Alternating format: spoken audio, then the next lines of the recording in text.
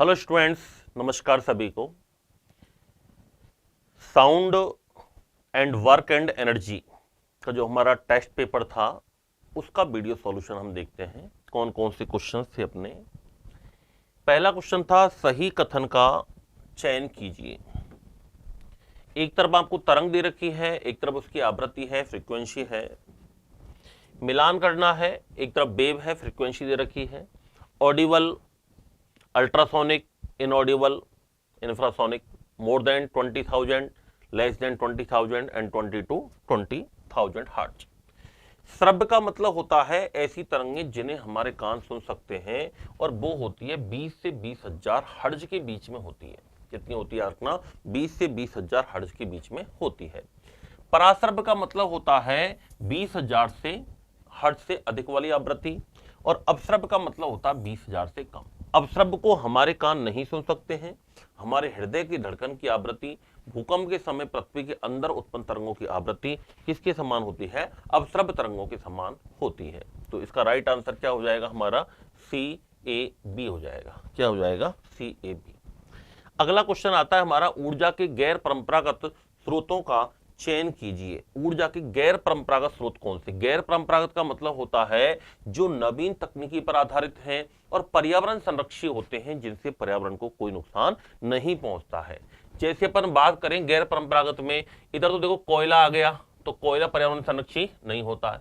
इसमें भी कोयला आ रहा है, कोयला पर्यावरण संरक्षी नहीं होता है। तो हमारा एक ही ऑप्शन बचा बायोमास, पवन ऊर्जा, wind energy, solar energy and geothermal energy. ये सब कैसे हैं? ऊर्जा के गैर परंपरागत स्रोत हैं, नॉन कन्वेंशनल रिसोर्सेज हैं। ठीक है, चलिए अगला प्रश्न आता है कुछ युक्तियां एवं संबंधित ऊर्जा का सही सुमेलन करवा रहा है। सही सुमेलन करवा रहा है कि कौन कौन सा हमारा सही है। तो अपन बात करें क्या प्रकाश विद्युत सेल जो होता है, जिसको हम सोलर सेल कहते हैं, सोलर प्लेट कहा जाता है, वो क्या काम करता है? सोलर ऊर्जा या जो सौर प्लेट होती है वो लाइट एनर्जी को इलेक्ट्रिकल एनर्जी में चेंज करती है, प्रकाश से विद्युत ऊर्जा बनाती है। पहला स्टेटमेंट हमारा राइट है।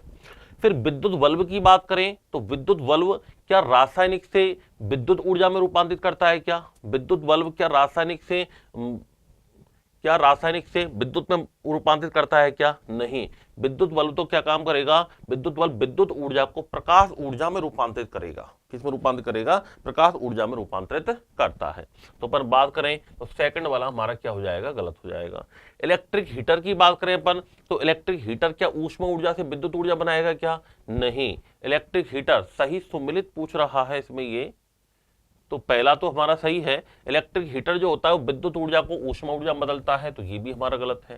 क्या विद्युत पंखा जो होता है क्या विद्युत ऊर्जा से यांत्रिक ऊर्जा में बदलता है? क्या बिल्कुल। विद्युत पंखा जो होता है वो विद्युत ऊर्जा को यांत्रिक ऊर्जा में बदलता है। तो 1 व 4 इसके आंसर होंगे। 1 व 4 तो इसमें ऑप्शन में ही नहीं है, थोड़ा सा मिसप्रिंट लग रहा है इसमें। ये इसमें इसको मैं हटा देता हूं, इसको एक ऑप्शन को। तो 1 व 4 ऑप्शन बनेगा इसमें। क्या बनेगा? 1 व 4 ऑप्शन बनेगा। क्लियर है बात? तो इसका आंसर हो जाएगा हमारा सी। क्या हो जाएगा इसका? सी हो जाएगा। तो 1 व 4 सही है, बाकी दूसरा भी गलत है इसमें और तीसरा भी गलत दे रखा है। तो सही सुमेलित पूछ रहा है। अगला एक प्रश्न आता है हमारा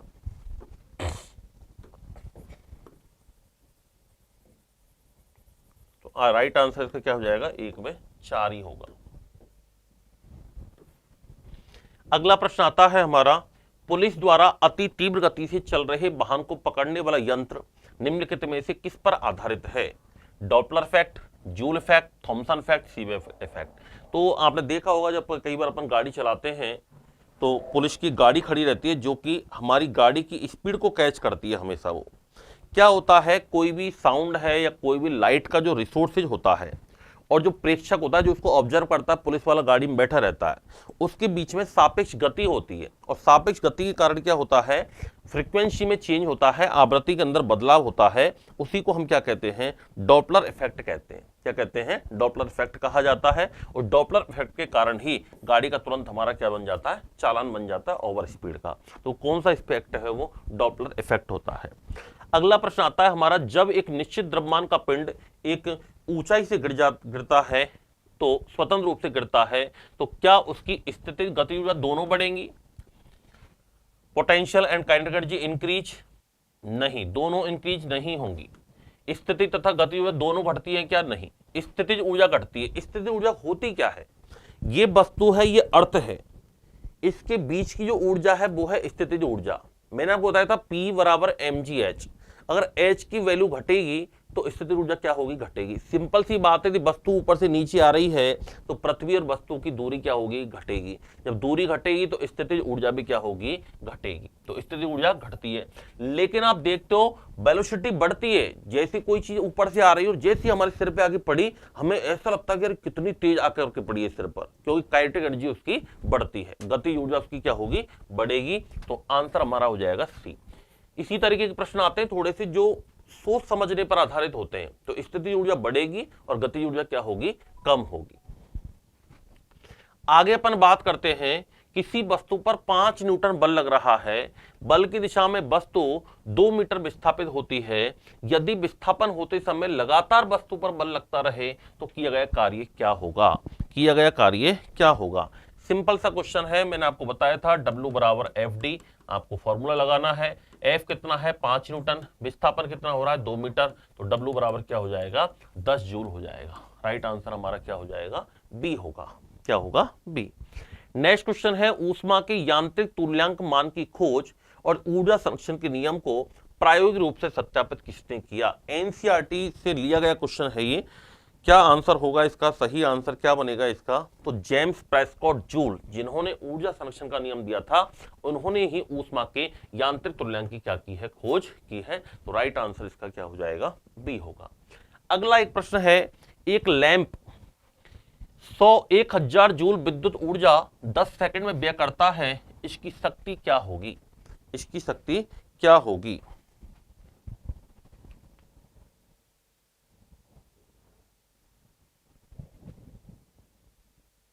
पावर पूछ रहा है, इसकी वाट पूछ रहा है, तो P बराबर क्या होता है? B/I।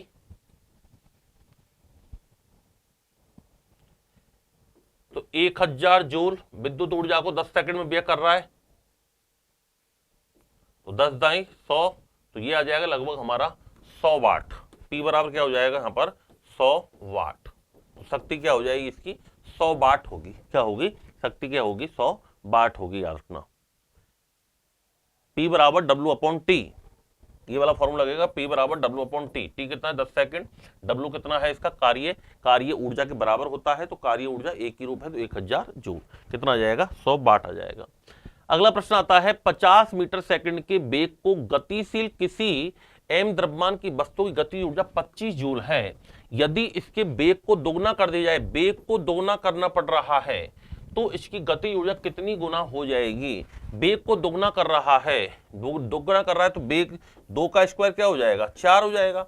भाई वेग को दोगुना कर रहा है, और मैंने आपको बताया था कि K बराबर होता है ½ mv², यानी गतिज ऊर्जा वेलोसिटी के स्क्वायर के क्या होती है? समानुपाती होता है। ये बात अपन पढ़ चुके हैं। K बराबर ½ mv²। ½ m को फिलहाल के लिए आप हटा दीजिए, आपको तो B से मतलब है, तो K बराबर B² होगा। तो स्क्वायर के समानुपाती है, हम इसको डबल कर रहे हैं, तो 2 का स्क्वायर क्या हो जाएगा? 4। जब पहले 25 है तो 25 चौको कितनी हो जाएगी? 100 जूल हो जाएगी। क्या हो जाएगी? 100 जूल हो जाएगी। याद रखना, आंसर हमारा क्या होगा? बी होगा। अगला प्रश्न है, अदिश राशि का समूह छांटना है हमें कि अदिश राशि कौन कौन सी होती है। कार्य बिल्कुल अदिश राशि है, स्केलर क्वांटिटी है, शक्ति अदिश राशि है, बल सदिश राशि है, और ऊर्जा अदिश राशि है। पहला ऑप्शन हमारा गलत हो जाएगा। शक्ति बिल्कुल अदिश राशि है, स्केलर क्वांटिटी है, दाब अदिश राशि है, ऊर्जा अदिश राशि है, कार्य अदिश राशि है। बिल्कुल राइट आंसर हमारा यही होगा बी। बाकी आवेग संवेग ये वेक्टर क्वांटिटी होते हैं, और ये हमारे स्केलर क्वांटिटी है। बल हमारा सदिश राशि है, दूरी हमारी अदिश राशि है, चाल अदिश राशि है, और वेग सदिश राशि है। 10 का आंसर हमारा क्या हो जाएगा? बी होगा।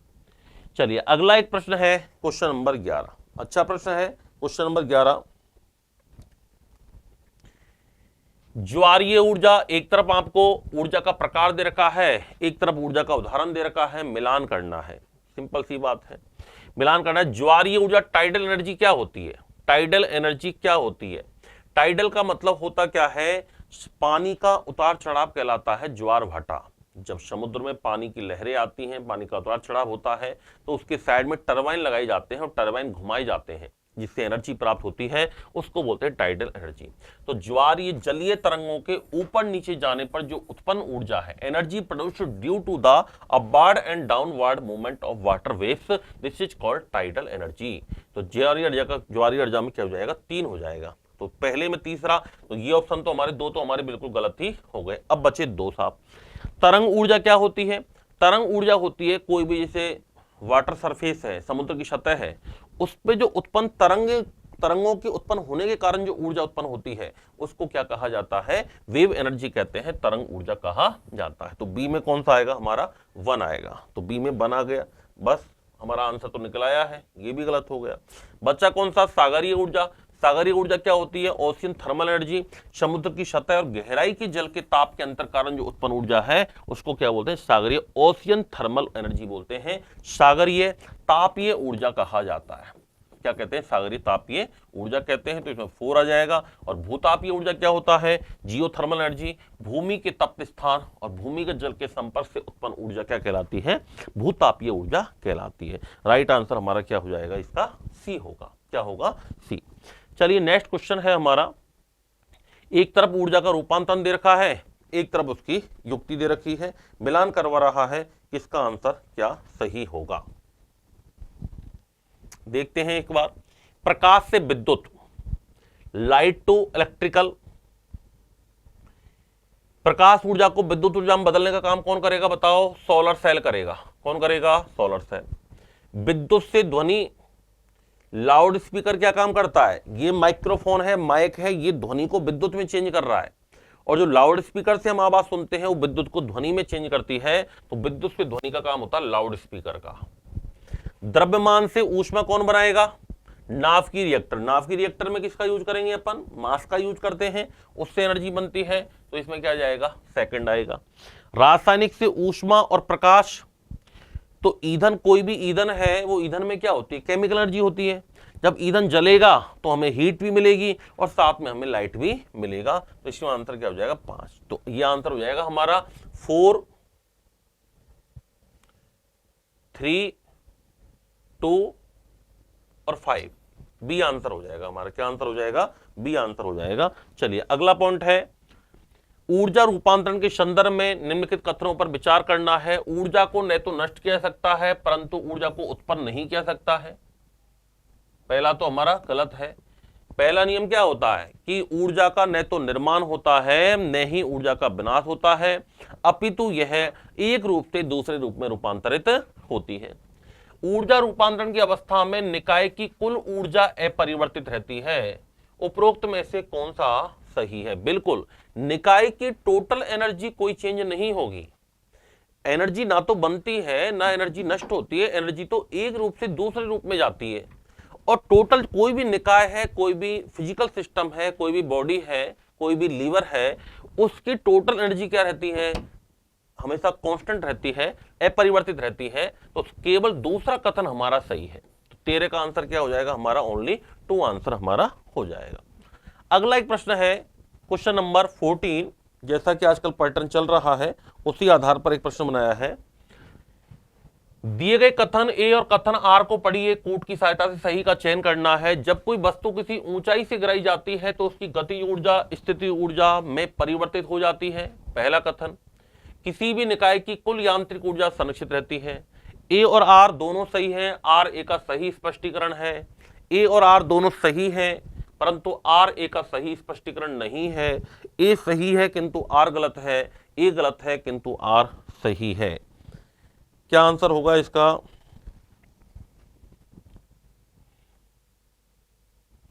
Question number 14।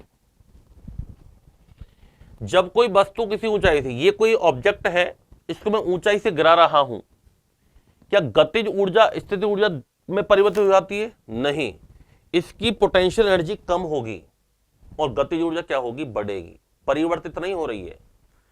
एनर्जी में चेंज तो आएगा, लेकिन एक दूसरे के अंदर मॉडिफाई नहीं हो रही है, एक दूसरे के अंदर ट्रांसफॉर्मेट नहीं हो रही है। इसका मतलब पहला स्टेटमेंट हमारा गलत है। तो ए और बी तो हमारे ऑप्शन ही गलत हो गए, क्योंकि इसमें दोनों सही दे रखा है। फिर बात आती है किसी भी निकाय की कुल यांत्रिक ऊर्जा संरक्षित रहती है। बिल्कुल, कोई भी निकाय है उसकी टोटल मैकेनिकल एनर्जी क्या रहती है, हमेशा कंजर्व रहती है। तो ये हमारा ऑप्शन सही है, तो ए गलत है और आर सही है। आंसर क्या होगा, डी होगा। अगला जो प्रश्न आता है हमारा क्वेश्चन नंबर 15, निम्नलिखित में से कौन सी क्रिया में स्थितिज ऊर्जा संग्रहित रहती है। तीर को धनुष की डोरी पर रखकर खींचने में संचित ऊर्जा। जब अपन धनुष कमान चलाते हैं तो तीर के अंदर तो होती है गतिज ऊर्जा, और जो धनुष कमान की तनी हुई डोरी होती है उसमें होती है स्थितिज ऊर्जा, पोटेंशियल एनर्जी, क्योंकि उसमें एक विशेष स्थिति उत्पन्न होती है। जब तक आप उसके धागे को खींचेंगे नहीं, उस रबर को खींचेंगे नहीं, तब तक तीर आगे नहीं जाएगा। इसका मतलब उसमें कौन सी एनर्जी है, पोटेंशियल एनर्जी है। तो ये हमारे पोटेंशियल एनर्जी का रूप है। तो ये बात हमारी सही है। किसी खिलौने वाली कार में चाबी भरने पर उसकी कमानी में संचित ऊर्जा। खिलौने में आप जितनी चाबी भरोगे एक निश्चित दूरी तक खिलौना चलेगा। इसका मतलब पोटेंशियल एनर्जी जितनी आप दोगे उतना खिलौना जाएगा, फिर खिलौना आगे जाकर के रुक जाएगा। देखा होगा हमने बचपन में कार चलाई होंगी, चाबी वाली कार आती थी, चाबी मारते थे, फिर वो चलती थी मुश्किल से कोई 1 2 4 मीटर 10 मीटर चलती थी। वो अलग अलग रेंज पे डिपेंड करता था। उसके बाद में फिर दोबारा से चाबी भरनी पड़ती थी। घड़ी में चाबी भरने में भी कौन सी होती है, संचित ऊर्जा, स्थितिज ऊर्जा होती है। तो ये भी बात हमारी सही है। स्प्रिंग को खींचने पर उसमें ऊर्जा, बिल्कुल स्प्रिंग को यदि अपन खींचें या स्प्रिंग को दबाएं तो इसमें भी कौन सी एनर्जी होती है, पोटेंशियल एनर्जी होती है। तीनों ही स्टेटमेंट हमारे सही हैं। आंसर क्या हो जाएगा, 15 का सी हो जाएगा। क्या आंसर हो जाएगा हमारा, 15 का आंसर सी हो जाएगा। अगला प्रश्न है 16 प्रश्न क्या है, एक ट्रक, एक कार और एक मोटरसाइकिल की गतिज ऊर्जाएं समान हैं, इनकी काइनेटिक एनर्जी समान है। यदि समान अवरोधक बल लगाया जाए तो ये क्रम से एक्स वाई जेड दूरी पर रुकेंगी। तो क्या एक्स वाई जेड में तीनों के अंदर क्या संबंध होगा। अरे भाई गतिज ऊर्जा समान है तो निश्चित सी बात है समान दूरी पर ही रुकेंगी, तो एक्स बराबर वाई बराबर जेड। ऐसे प्रश्न केवल उलझाने के लिए होते हैं, ये डिमोटिवेट करने के लिए होते हैं, ये टेंशन लाने के लिए होते हैं। लगता प्रश्न ऐसा है कि कितना खतरनाक प्रश्न है, कैसे होगा, लेकिन थोड़ा सा दिमाग लगाना है कि जब काइनेटिक एनर्जी सेम है, वेलोसिटी सेम है, तो निश्चित सी बात है सेम ही दूरी पर रुकेंगी। तो कॉन्सेप्ट पता होना चाहिए। फिजिक्स का क्वेश्चन आपके फर्स्ट ग्रेड में हमेशा कॉन्सेप्ट आधारित ही आता है। मोस्टली ऐसा प्रश्न आपके कॉन्सेप्ट आधारित ही क्वेश्चन आपसे पूछा जाता है। चलिए अगला प्रश्न देखते हैं अपन। निम्नलिखित कथनों पर विचार करना है। किसी वस्तु द्वारा किया गया कार्य वस्तु की गतिज ऊर्जा में परिवर्तन के बराबर होता है। किसी वस्तु की चाल बढ़ने पर उस वस्तु की गतिज ऊर्जा का मान कम हो जाता है। कौन सा कथन सही है, प्रश्न ये पूछ रहा है। तो कोई भी वस्तु के द्वारा किया गया कार्य है वो हमेशा गतिज ऊर्जा में परिवर्तन के बराबर होता है। इस पर आधारित अभी 2025 में लास्ट जो एग्जाम हुआ था आपका, उस पर एक न्यूमेरिकल भी पूछा गया था। तो बिल्कुल गति ऊर्जा में परिवर्तन के बराबर होता है, ये बात हमारी सही है। किसी वस्तु की चाल बढ़ने पर उस वस्तु की गति ऊर्जा कम हो जाती नहीं। अरे के बराबर हाफ mv²। वेलोसिटी बढ़ेगी, चाल वेग बढ़ेगा तो उसकी गति ऊर्जा भी बढ़ेगी। दूसरा कथन हमारा गलत हो जाएगा, केवल फर्स्ट राइट होगा। कौन सा होगा याद रखना, केवल फर्स्ट राइट होगा। तो 17 का आंसर क्या हो जाएगा हमारा, 1 होगा। अगला जो प्रश्न आता है हमारा क्वेश्चन नंबर 18। क्वेश्चन नंबर 18 क्या है, जब कोई बल किसी वस्तु की गति को अवमंदित करता है तो बल द्वारा किया गया कार्य शून्य होगा। बल किसी वस्तु गति को अवमंदित करता है, अवमंदित करने पर कार्य का मान शून्य नहीं होगा। कार्य का मान शून्य केवल तभी होगा जब विस्थापन का मान या तो 0 होगा या फिर बल और विस्थापन के बीच में कोण का मान 90 डिग्री होगा। क्योंकि cos 90 का मतलब होता है 0, और जबकि संख्या को 0 से गुना करते हैं तो फिर क्या आता है, 0 आता है, याद रखना। तो यहां पर पहला ऑप्शन तो हमारा गलत है। शून्य कार्य होने के लिए विस्थापन का मान शून्य होना चाहिए, बिल्कुल मैंने बता ही दिया है। तो कथन गलत है, कारण सही है, ए गलत है, आर सही है। आंसर हो जाएगा हमारा डी। चलिए अगला प्रश्न है, कार्य से संबंधित निम्न कथनों पर विचार कीजिए। किसी वस्तु पर किया गया कार्य उस वस्तु पर लगने वाले बल के परिमाण और बल की दिशा में उत्पन्न त्वरण के बराबर होता है। अब देखो हम सोचते हैं कि साहब पेपर कठिन आ रहा है, बिल्कुल पेपर कठिन आ रहे हैं, बस थोड़ा सा एग्जामिनर ये चाहता है कि आपको एक्यूरेसी का मालूम कितना है, कि ये कथन कहां तक सही है, कितना हद तक सही है। रटा पिटा मामला होगा तो इस स्टेटमेंट को बच्चा सही करेगा कि हाँ यार गुरुजी ने ऐसा बताया था कि कार्य बराबर होता है या बल बराबर होता है द्रव्यमान इंटू त्वरण, तो ये बात तो हमारी सही है। लेकिन छोटी सी मिस्टेक की है, और अब जो स्टेटमेंट वाले क्वेश्चन है ना, इनमें छोटी छोटी मिस्टेक आएगी। तीव्र की जगह वो कम कर देगा, कम की जगह ज्यादा कर देगा। प्रदूषण जो चीज नहीं करेगी उसके लिए बोल देगा प्रदूषण करती है, जो करेगी उसके लिए बोलेगा नहीं करेगी। बहुत छोटा छोटा, परिवर्तित जगह अपरिवर्तित बोल देगा, अपरिवर्तित जगह परिवर्तित बोल देगा। इतना सा मामूली चेंज करता है कि वो हमें दिखता भी नहीं है, और बस वहीं पर हमारा प्रश्न क्या हो जाता है, गलत हो जाता है। चीजें वही हैं जो अब तक हम पढ़ते आ रहे हैं, बस आप अच्छे लेवल से यदि अब तक पढ़ रहे थे उसकी बात कर रहा हूं मैं। लेकिन ऐसा नहीं है कि पैटर्न बिल्कुल एकदम 100% चेंज हो गया है। मटेरियल तो लगभग वो ही है, थोड़ा सा अपग्रेड करना है और क्वेश्चंस के लेवल को बदला है। एक क्वेश्चन के अंदर 3 क्वेश्चन पूछने लगा है, उसका कॉन्सेप्ट भी पूछना चाहता है एग्जामिनर आपसे कि आपको इसके बारे में हकीकत में पता है या नहीं है। तो ये स्टेटमेंट हमें बिल्कुल सही सा लग रहा है, लेकिन सही नहीं है, क्योंकि त्वरण के गुणनफल के बराबर होता है। केवल एक शब्द मिस कर दिया इसमें बस। अगर गुणनफल यहां पर होता तब तो ये स्टेटमेंट हमारा सही हो जाता, लेकिन गुणनफल नहीं दे रखा है, इसलिए स्टेटमेंट हमारा क्या हो जाएगा, गलत। अब देखो कितनी छोटी सी मिस्टेक दी है। अब ये प्रश्न तो पहले भी बता रहे थे हम, आपने भी पढ़ा हुआ है, पिछली बार भी दिया होगा आपने पेपर, तब भी पढ़ के गए होंगे, फिर भी आप अभी भी गलत करोगे इसको। क्यों? क्योंकि हमें एक्यूरेसी नहीं पता उसकी। चाहे 2 ही पेज पढ़ो दिन में, लेकिन उसको ऐसा पढ़ो कि उसमें से प्रश्न आए तो वो हमारा गलत नहीं हो। हर टॉपिक को, हर पेज को इस तरीके से पढ़ना चाहिए कि अगर मुझे दोबारा पढ़ने का इससे मौका नहीं मिला और मेरा एग्जाम हो जाए तो क्या मैं इसमें से क्वेश्चन का आंसर सही कर सकता हूं। अगर आप नहीं कर सकते तो आगे मत बढ़ो, पहले उसी पेज को पढ़ो, क्योंकि एक्यूरेसी पता होना चाहिए। चाहे ज्ञान कम हो लेकिन सही होना चाहिए वो बात, ठीक है। तो ये उत्पन्न त्वरण के बराबर होता है, तो पहला स्टेटमेंट हमारा गलत। कार्य में केवल परिमाण होता है, कोई दिशा नहीं होती है। बिल्कुल, कार्य अदिश राशि है, परिमाण तो होता है, दिशा नहीं होती है। मैंने बोला 5 जूल कार्य कर रहा हूं मैं, सीधी बात है, 5 जूल काम किया, ये तो मेरा परिमाण है, लेकिन कोई दिशा नहीं है, तो ए गलत है, केवल सेकंड सही है। अच्छा, तीसरा और देखो एक बार, यदि वस्तु विस्थापित नहीं होती है तो वस्तु पर किया गया कार्य शून्य होता है। बिल्कुल, जब तक वस्तु में विस्थापन नहीं होगा तब तक किया गया कार्य क्या होगा, याद रखना,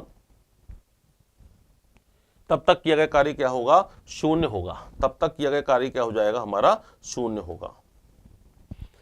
जब वस्तु विस्थापित नहीं होती तो वस्तु पर किया गया कार्य शून्य होता है नहीं, विस्थापन होना जरूरी है, विस्थापन 0 होगा तभी शून्य होगा, याद रखना।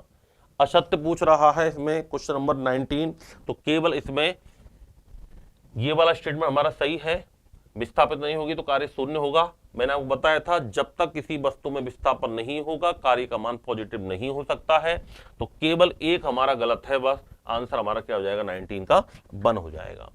अगला एक प्रश्न आता है हमारा 20, घर्षणहीन चिकनी क्षैतिज मेज पर गतिमान पिंड। ऊपर क्या लिखा हुआ, निम्नलिखित में से कौन सा उदाहरण शून्य कार्य से संबंधित है, कौन सा उदाहरण शून्य कार्य से संबंधित है।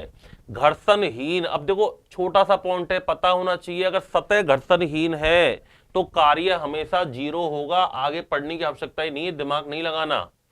अपने सिर पर भार उठाकर एक स्थान पर खड़ा मनुष्य, मैंने आपके सिर पर बोझा रख दिया, उसमें वजन है माना कि 50 किलो, क्या आप कार्य कर रहे हो, फिजिक्स के अनुसार आपका काम 0 है। एक कुली अपने सिर पर संदूक लेकर टहल रहा है, आप ट्रेन से उतरे, आपने कुली को बुलाया, आपने अपना संदूक उसके सिर पर रख दिया, बोला 2 किलोमीटर दूर मेरा ऑटो खड़ा हुआ है, वहां पर लेके चल, आपने वहां ले जाके आपने खुद ने संदूक उसका उतार लिया। फिजिक्स के अनुसार कुली को क्या पैसा मिलना चाहिए, नहीं मिलना चाहिए, क्योंकि कुली ने कोई काम किया ही नहीं। अब आप बोलो साहब कुली 2 किलोमीटर पैदल चला, 2 किलोमीटर पैदल चला, तो उस स्थिति में क्या हुआ कि देखो जैसे ये तो कुली है हमारा, इस कुली ने ये रख दिया साहब वजन ऊपर, इस वजन के द्वारा फोर्स लग रहा नीचे की ओर और कुली जा रहा था इधर आगे की ओर। बल तो ये है और विस्थापन ये है, दोनों के बीच में 90 डिग्री का कोण बना, और 90 डिग्री कोण बनने के कारण बना यहां पर cos 90, और cos 90 का मान होता है 0, और जब किस संख्या को 0 से गुना करते तो आता है 0। यानी चाहे कुली 5 किलोमीटर पैदल क्यों नहीं चला हो, कुली को पैसे नहीं मिलेंगे, क्योंकि जब बल और विस्थापन के बीच में यदि 90 डिग्री का एंगल बनता है तो काम नहीं हो रहा है। कहने का मतलब है, जो हम नॉर्मल भाषा में अपन बोलते हैं ना, मैं चल रहा हूं, पढ़ रहा हूं, मैं अभी पढ़ा रहा हूं आपको, फिजिक्स के अनुसार मेरा काम 0 है, आप पढ़ रहे हो, फिजिक्स के अनुसार आपका काम 0 है। चलना, खाना पीना, रोना, हंसना, नहाना धोना, भागना, ये सब काम नहीं है। काम कब होगा, कार्य कब होगा, जब किसी वस्तु पर आप पहले तो बल लगाओ, फोर्स लगाओ, और बल की दिशा में विस्थापन होना जरूरी है। जब तक फोर्स नहीं लगेगा काम होगा ही नहीं।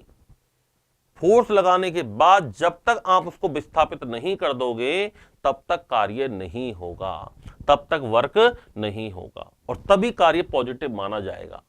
अगर आपने बल लगाया किसी दिशा में और विस्थापन हो गया अपोजिट डायरेक्शन में, तो कार्य का मान ऋणात्मक भी होता है। याद रखना, फिजिक्स में कार्य का मान पॉजिटिव भी होगा, कार्य का मान ऋणात्मक भी होगा, और कार्य का मान 0 भी होता है।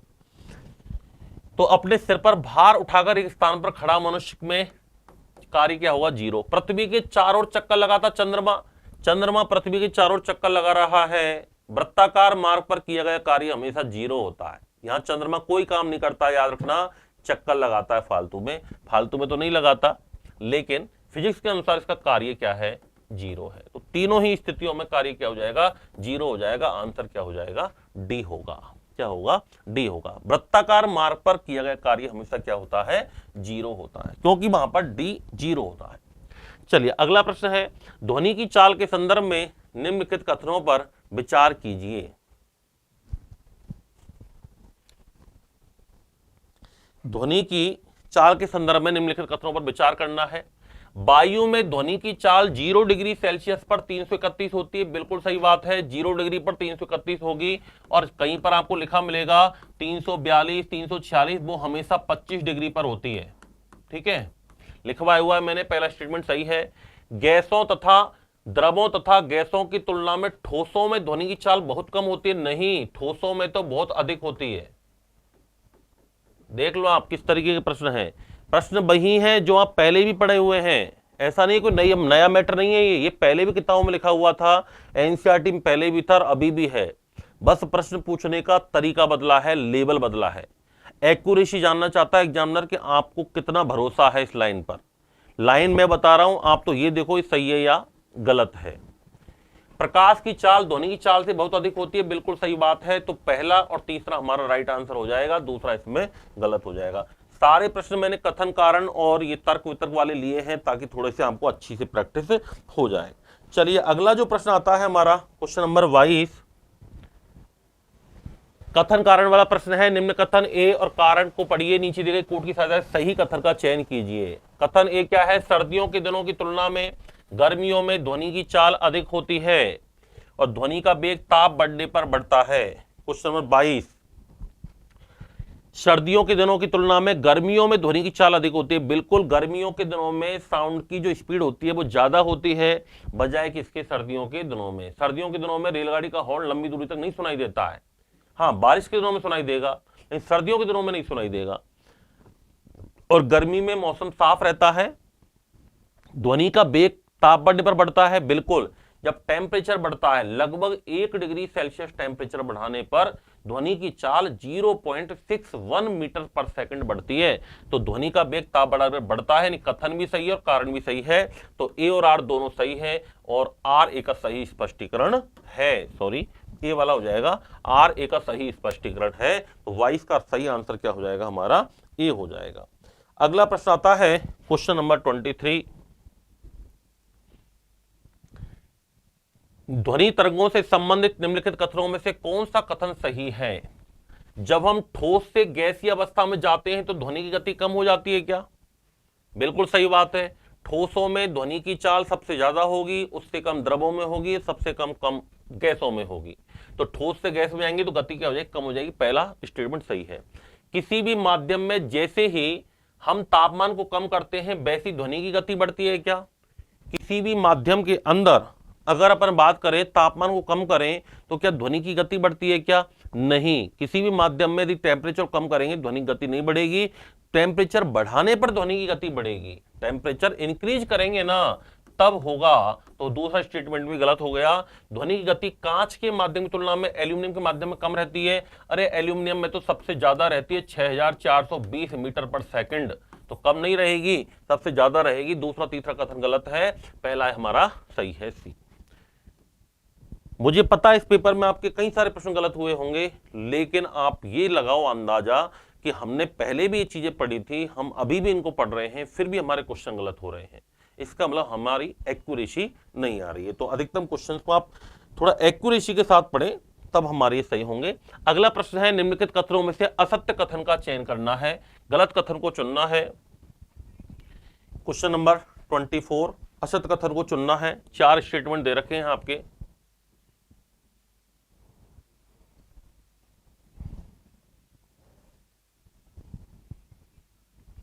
जब किसी कंपित वस्तु का आयाम अधिक होता है तो ध्वनि प्रबल होती है।